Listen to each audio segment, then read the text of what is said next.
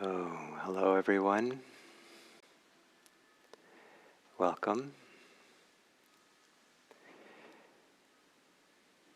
And welcome to this now next half hour of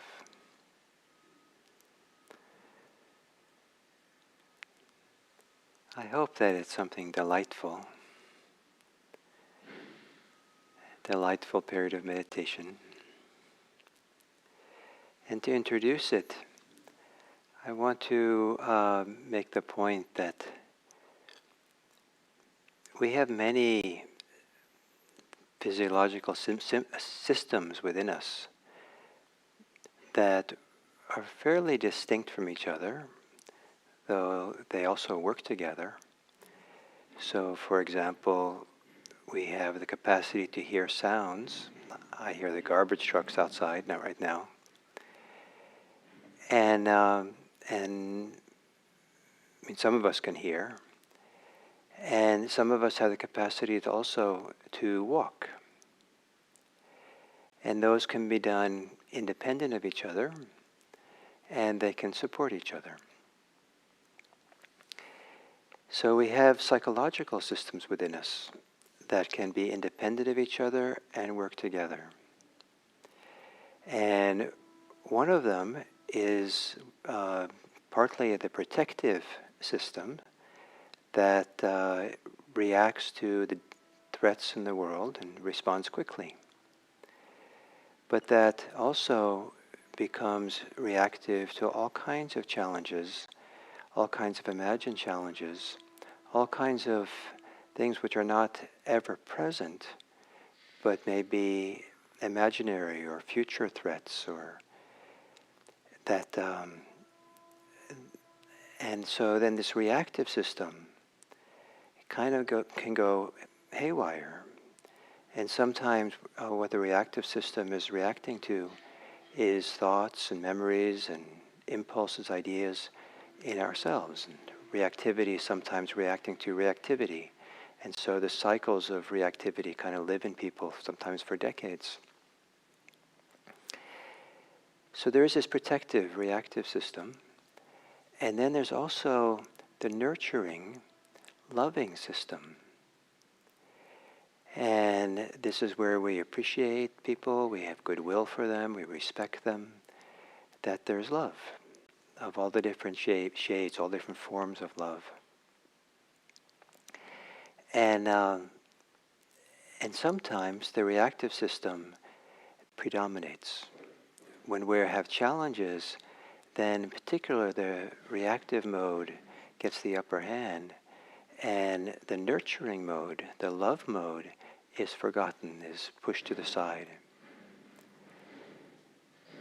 They're always there together, and they have the opportunity to cooperate and work together. And they can be done independently. And meditation is a time to relax and quiet the reactive mode. It has a role sometimes in our lives, but it's really healthy to learn how to quiet it, to let it settle down, to have a break, a vacation from that. Not as being disloyal to it. There's a time and place for it, the reactive mode.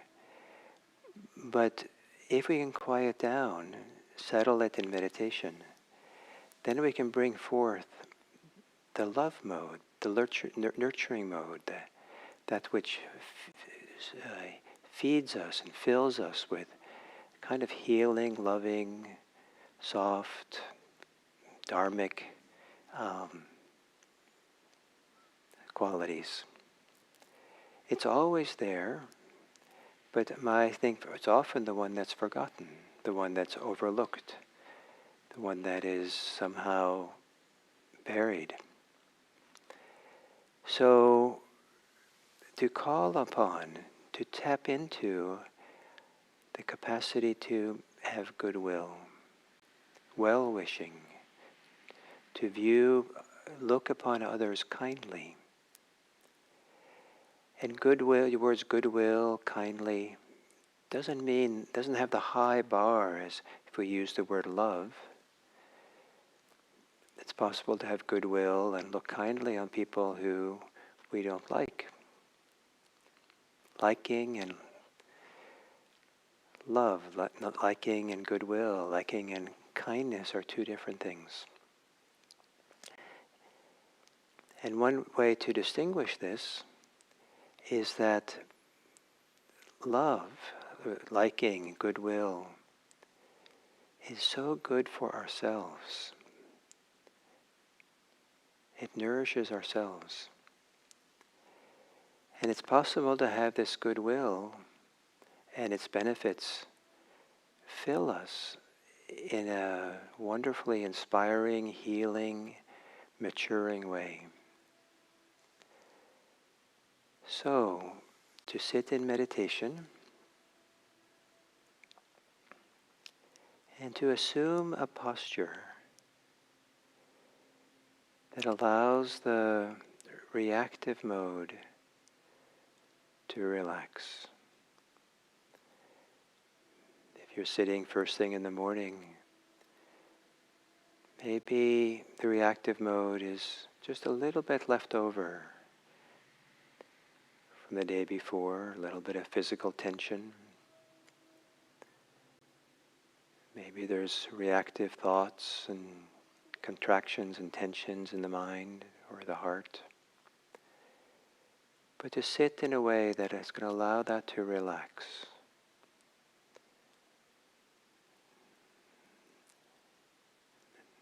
And the classic posture of sitting upright can allow for the deepest relaxation.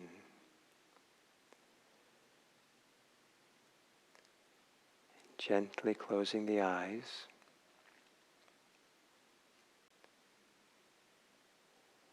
And taking some long, slow, deep breaths. And on the exhale, without ambition or trying too hard, relax your whole body and mind. Let things release, let go.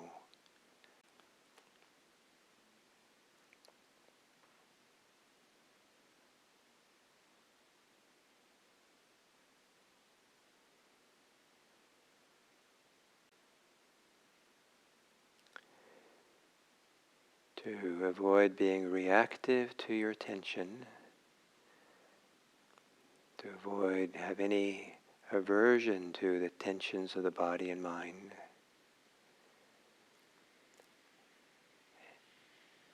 While caringly, kindly, letting things relax as you breathe.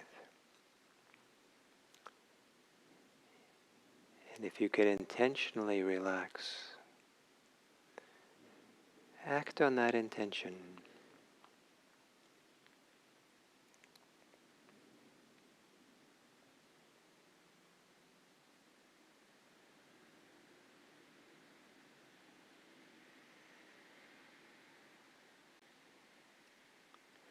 And see if you can find how the intention to relax can arise from a goodwill, a caring, a kindness to yourself and to your body.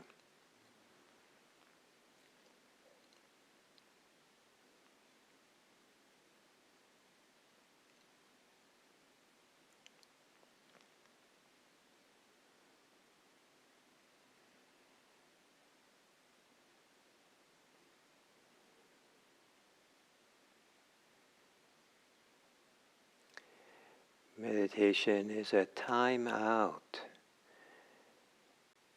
from being involved in the challenges of our life the best we can, or at least a time out from being reactive to them, trying to solve them or understand them,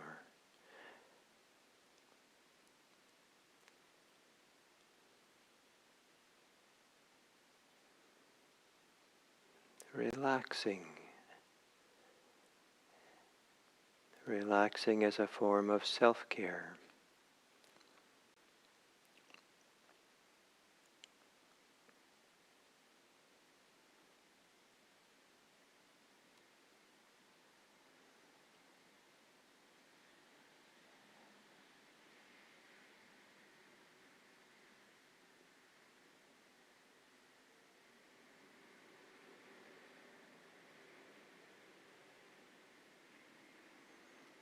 And then letting go of actively relaxing, and sit quietly with your breathing.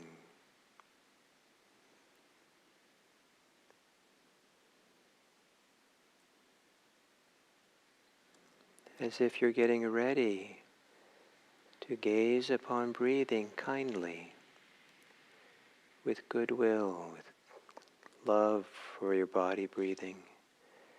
But first, just let breathing reveal itself to you. Let the inhale and exhale arise and manifest as if they want to be known. In whatever way you're breathing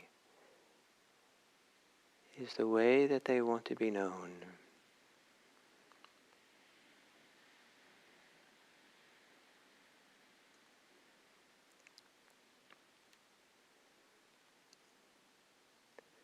And you just feeling it, knowing it.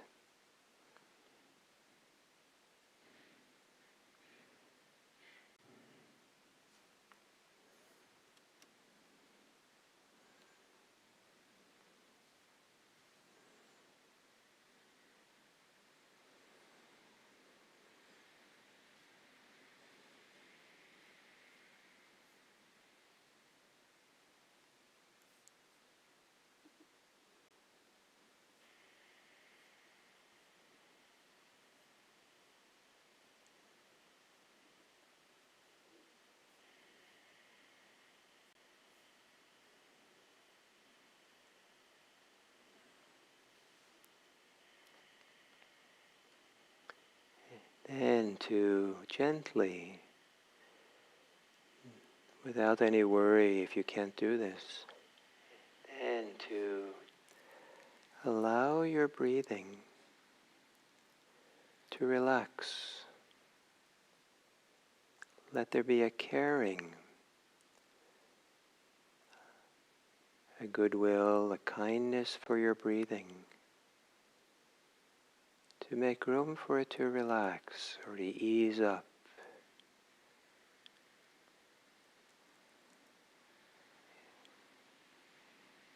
So breathing moves in the direction of breathing easily, lightly.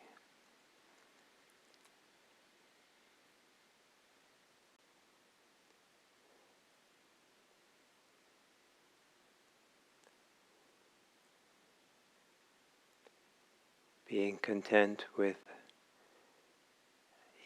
the very slight easing up or relaxing of breathing.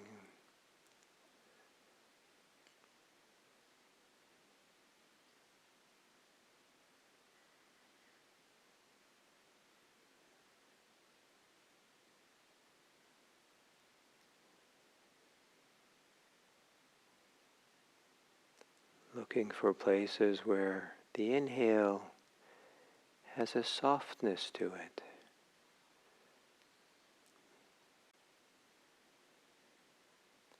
Looking for places where the exhale has softness as part of it.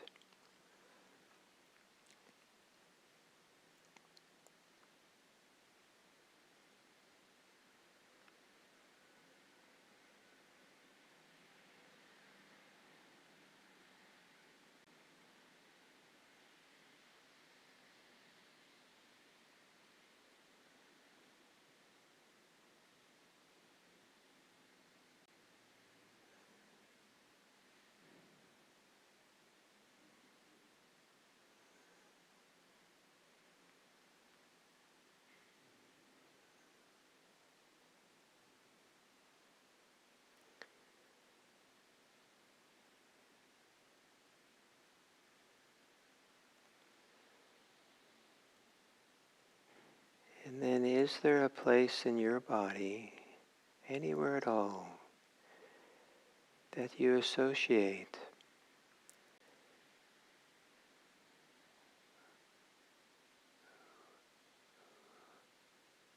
with goodwill, kindness, love, and well-wishing of others, well-wishing of yourself, maybe in the heart area, maybe your belly, maybe in your mind, maybe your whole body.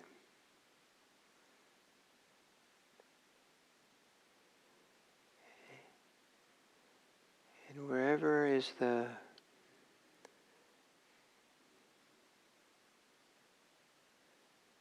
place associated with love, kindness,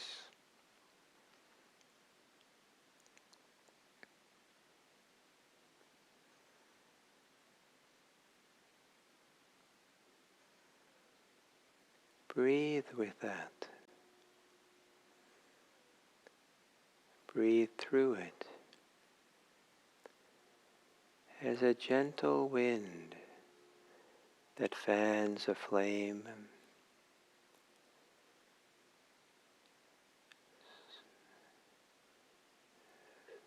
gently fans a campfire,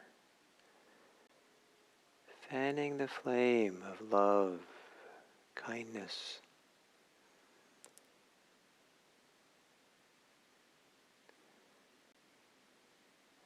Centering yourself in the kindness, not in the reactivity.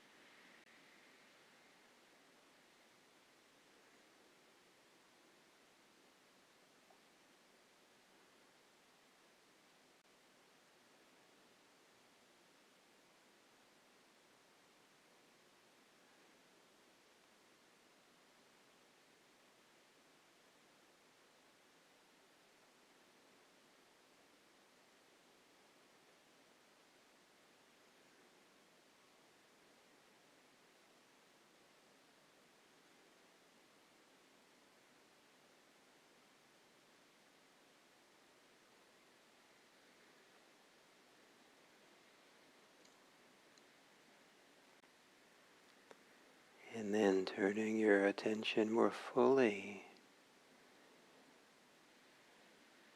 to gaze upon yourself kindly, to view yourself with goodwill, with care,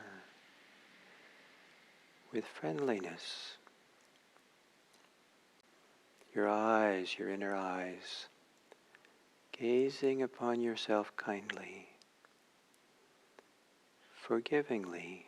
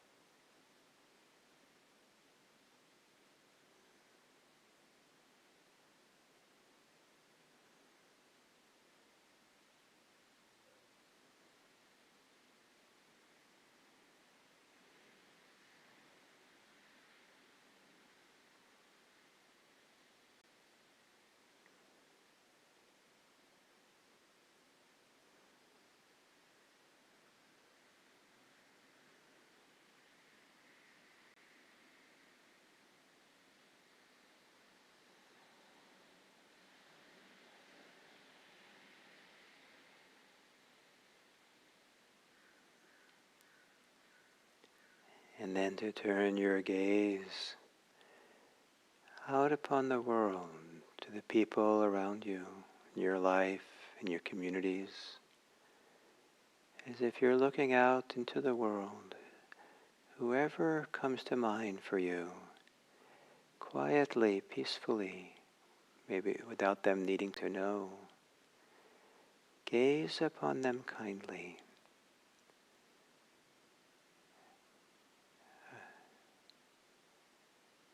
An attitude of friendliness, warmth, goodwill.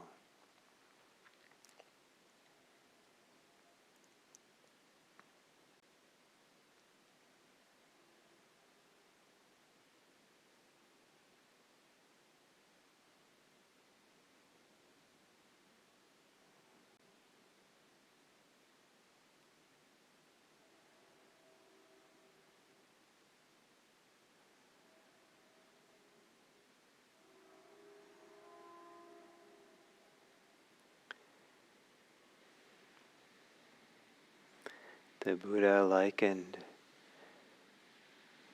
metta, goodwill, to the sound of a trumpet. You don't see it, the sound travel, but it travels out from the mouth of the trumpet out into the world, far. So let these words of loving kindness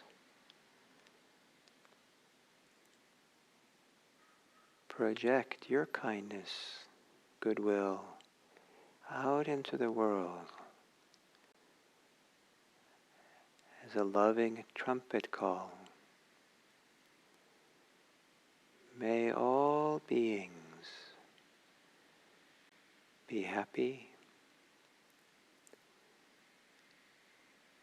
May all beings be safe. May all beings be peaceful.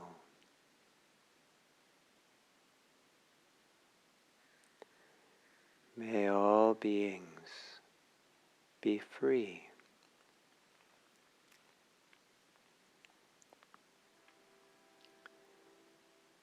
And with our love, with our care and friendship, may each of us contribute to that possibility, even in the smallest ways.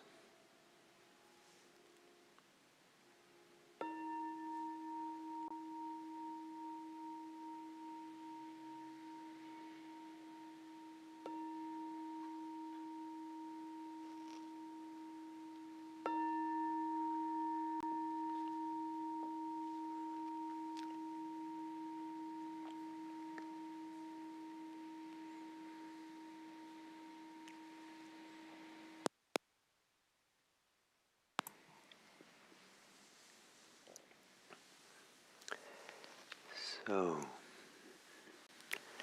hello everyone, and we're here at the second talk for this week's series on love in times of challenge. And so, just repeat a little bit what I said for the guided meditation. We have many systems operating within us, and physical, psychological, physiological, mental systems, some of which can work independent enough from each other, and some work together, but even some of that are independent can cooperate. So for people who can hear and people who can walk, those two functions can operate independent from each other, but also they can support each other. If you walk and hearing a car coming up from behind you makes you safer as you walk. And so we have two primary systems that Buddhism focuses on. The most common way they talk about it is the wholesome and the unwholesome. But I don't know if that really represents well what happens for us inside. What I want to emphasize. I like to think of them as being the protective and the nurturing. The protective and the cultivating. So the protective is what reacts, and the reactive mode. If something dangerous happens suddenly, we have to act instinctively and quickly and just react, without thinking about it. But this reactive mode can operate when there's no immediate pressing danger. And so, and sometimes what we're reacting to is our own thoughts. I've sit quietly sometimes or just been by myself and started to have a little fantasy, imagination of some scene that turned out to be kind of dangerous. And I could feel my system reacting to it. I just get tense and activated and a little bit feel an alarm comes up. And it's all a product of my imagination. It's not a real thing. But my system is reacting to the imagination. And so some people then end up living in a reactive mode, this protective mode, way too often in such a way the protective mode is not really protecting us. It's doing the opposite. That overprotection, overreacting, always being in this reactive mode is phenomenally stressful for us, for the system. So it has its role, but it can be overdone. The other system is the nurturing one, the one that cultivates something to grow and develop from the inside out, and nurtures the wholesome in us. And that system operates very differently. It doesn't react to anything. It wells up from within, and we create the conditions for it. We create the ease. And part of the reason to relax deeply and live with less stress is so this deeper system, the nurturing system, can operate best. And that nurturing system sometimes has a lot of intelligence that can help us find our way through life's challenges in a very different way than the protective system does, which tends to focus on the immediacy of things and sees things through the lens of threat and fear, doesn't see things through this lens of the wholeness of it. And so this nurturing system is where love exists, the kind of deep, abiding, nurturing love, which wells up from the inside and does not get entangled with the reactive system. Sometimes what we call love is mostly in this world of reactivity, transactional love, love that comes from maybe feeling insecure, and what we really are in love with is not a person, but we're searching for security in someone, and someone seems to provide security, and that's what we're really wanting. And the strong want for security, the strong want for children, the strong want for praise, strong want to be associated with someone who somehow builds up our sense of self. It's kind of trying to find our way in the reactive mode rather than the love being something that wells up from the inside, that's not transactional, it's not looking for getting something from someone else. Some people love others occasionally. Why they love them, in quotation marks, is because they're being loved. And it's so meaningful to be loved that they're in love with being loved more than they're in love with the other person. So the love thing can be complicated when it's mixed up with the reactive mode. But what we do when we really can relax deeply, and what Buddhism really champions, is a non-transactional love. A love which is not needing or getting something from another person, but has a number of beautiful qualities. It has a tremendous appreciation of others for who they are. There is valuing others. Like they just have a tremendous sense of value and the importance of this person. There's a lot of respect for the other person.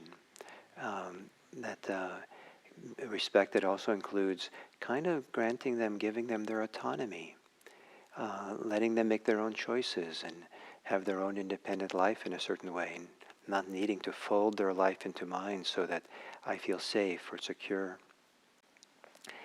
And then the primary characteristics of this Buddhist love is goodwill, is well-wishing, really wishing someone well. And that well-wishing is not, calculated well-wishing, but rather just a nurturing feeling, like you want to nurture this person, or maybe that's a little bit suffocating for some people. They feel too nurtured, but we want the best in them, and we take delight in the possibility of them thriving and being well, and this combination of respect, appreciation, valuing, and wishing people well, and wanting to support the wellness in people, is kind of this constellation that is metta, loving kindness. And that's the nurturing system. So these things can operate together. They can be mutually supportive. But what happens when we're challenged, some challenges trigger the reactive system, the protective system, so strongly that it's the only one that's operating. And if it's only the reactive system, it's fine if the mountain lion is attacking you. But it's not fine if you're going for a job interview, and the job interview is in a month, and the whole month you're just living, kind of biting your fingernails and pacing around your room and kind of activated in some kind of tense way. That's not healthy, to live in that kind of reactive mode. To be hurt deeply and to live in the reactive mode that just keeps us close to the hurt and keeps us spinning in the reactive mode is also not healthy for us. So that to live solely in this reactive mode is not healthy. So when we're challenged, the important question I'd like to propose is, where's the love? Can there be love here? Can there be kindness here? Where does kindness begin? Where do I find it here? And some of that we find in wanting it to be there, to want to have love, to want to have goodwill and metta. That desire for it is profound. It's the beginning of love. Even if you can't do it in a conventional way, you're beginning it by just wanting it. And just appreciating that wanting and relaxing, as opposed to being in this transactional mode of wanting and then depending on getting what we want. It's wanting and appreciating the wellspring within in which it comes from. And so when we're challenged, notice if you're forgetting this other whole system, the nurturing system within. And what can you do to tap into it? what can you do to let the nurturing system support you? To do self-care, to find ways in which to settle the reactivity enough or put it aside enough so that the nurturing system has a chance to emerge as well. Maybe it's something, maybe it's going for a walk or stepping away from the challenging things, spending time with a friend who makes you kind of feel happy so that you're not always kind of caught in the realm of your challenge. And then you come back to the challenge in this with this other mode available, the nurturing mode, the kind mode, the goodwill mode. And maybe your ability to engage in the challenge will be very different than if you're only living in the reactive mode. So this is a suggestion then that there is kind of a strategic stepping away from our challenges when possible, when it's not the mountain lion there. And meditation is one of the ways to step away from it, so we're not thinking about it chronically if we can. But find some way to step away enough so it's not obsessing the mind and allow something deeper to emerge from the inside, some sense of well-being, some sense of peace, some sense of calm, some sense of goodwill, of kindness. Look for the kindness. And sometimes it's enough to just ask the question, what's the kind thing to do here? What would be the kind thing right now? And inserting that in the middle of the swirl of challenges can contribute to there being light, appearing in a dark room. It can create space in a place that's been claustrophobic. So non-transactional love, non-transactional metta and goodwill. What do you know about that? What do you know about love? How is it that your love for others is mixed up with transactional love or mixed up with the reactive system? Is there a clarification, a purification of love that's possible when we quiet the reactive mode down dramatically? And then keep asking, what would be the kind thing here? What would be the supportive thing here? And finally, this mode of coming from the nurturing mode, the kind mode, is one that wants the best for everyone involved, not just for oneself, not just for the other, for everyone involved. And believe it or not, even for the people who are our biggest challenge, even for the people who you might think of as your enemies. The goodwill mode has no boundaries for who deserves and doesn't deserve our basic goodwill. So thank you.